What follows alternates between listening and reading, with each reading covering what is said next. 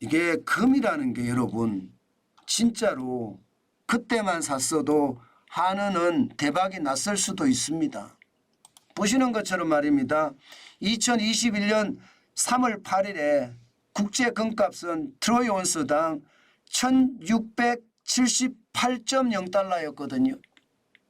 만약에 2021년 이때 샀으면 어떻게 됐을까요? 아니면 2022년 9월 26일에 1633.4달러였습니다. 그때만 샀어도 어떻게 됐을까요? 지금은 진짜 부자가 됐을 수도 있는 겁니다. 3월 11일 현재 트로이 온스당 2188.6달러였잖아요. 그런데 우리 대한민국의 한국은행은요, 금을 사지 않았습니다. 그렇지만 전 세계는 어떤지 한번 보실래요? 전 세계는요, 금을 사니라고 진짜 정신없습니다. 야, 이렇게까지 사나 싶어요. 보시는 것처럼 말입니다. 2017년에는 2017년 284.9톤이에요. 2020년만 하더라도 193.9톤입니다. 그런데 2022년 보세요. 세계 중앙은행이 1081.9톤입니다. 엄청나게 사들였습니다. 2023년에도 1037.4톤입니다. 엄청나게 사들였습니다. 올해도 마찬가지입니다. 지금 1월 현재 벌써 39톤이거든요. 벌써. 이게 이대로만 쭉 간다고 하더라도 2021년은 넘어설 겁니다. 그만큼 금을 전 세계는 많이 산다는 뜻이에요. 대한민국은 사지 않고요. 대한민국은 똑같거든요. 대한민국은 2013년 104.45톤, 지금도 104.45톤. 실질적으로 세계 랭킹으로 따지면 36입니다. 36위. 굉장히 낮죠. 굉장히 낮습니다.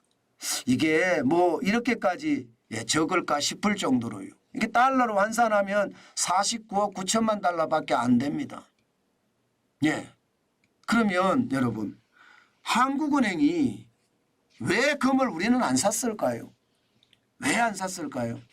이게 저는 그렇게 생각해요. 기본적으로요, 여론 정치를 하기 때문에 한국은행이 여론을 떠안을 필요가 없다, 이렇게 생각한다고 저는 봅니다. 이게 경제는 경제여야 하거든요. 경제가 정치 영역에 들어가서 이게 많은 가십거리를 만들어내고 그 가십거리는 경제의 온전한 업무 수행이 안 되게 된다고 보는 거예요. 한국은행이라고 금을 안 사고 싶겠습니까? 거기에 한국은행에 있는 사람들이 전 세계적인 천재들이 얼마나 많이 모였는데요. 저는 한국은행도 분명히 말입니다. 금을 사자 했을 거예요. 그런데 왜 안 했느냐? 이게 여러분, 여론의 지탄 내지는 국회의원들의 지탄이 엄청나거든요. 실질적으로 한번 보실래요? 지금 실제 금을 샀을 때 2011년 7월에 25톤을 사고요.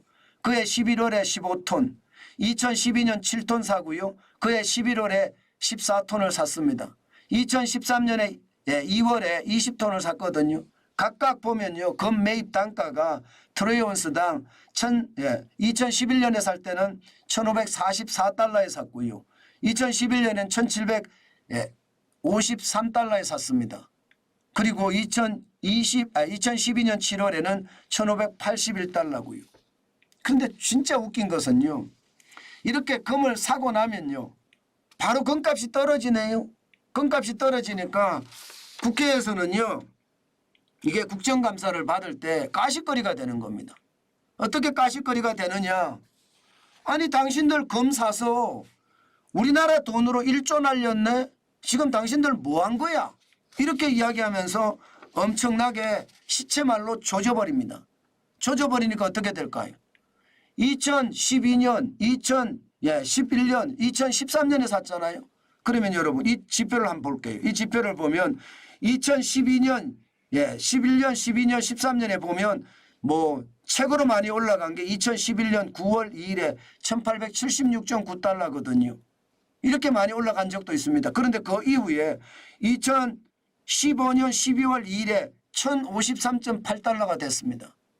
이러니 말입니다. 국회에서 그냥 조진 겁니다. 국회에서. 그러니까 금 사는 게 굉장히 불안한 거예요. 금 사는 게. 금을 사고 싶어도 금을 함부로 살 수가 없는 겁니다. 그만큼 말입니다. 정치권의 눈치를 본다는 거예요. 경제는 오롯이 경제여야 되는데 그렇지 못하고요. 정치에 휘둘린다는 뜻입니다. 이렇게 되면 여러분 이렇게 되면 시장에서도요. 경제가 얼마나 정치 때문에 망가지는지 아마 보고 있을 거라고 저는 생각을 합니다. 물론 말입니다. 물론 금에 대한 투자가 수익률이 좀 적은 건 사실이에요. 금에 대한 투자는요. 변동성을 감안한 위험 조정 수익률이 0.26%밖에 안 됩니다.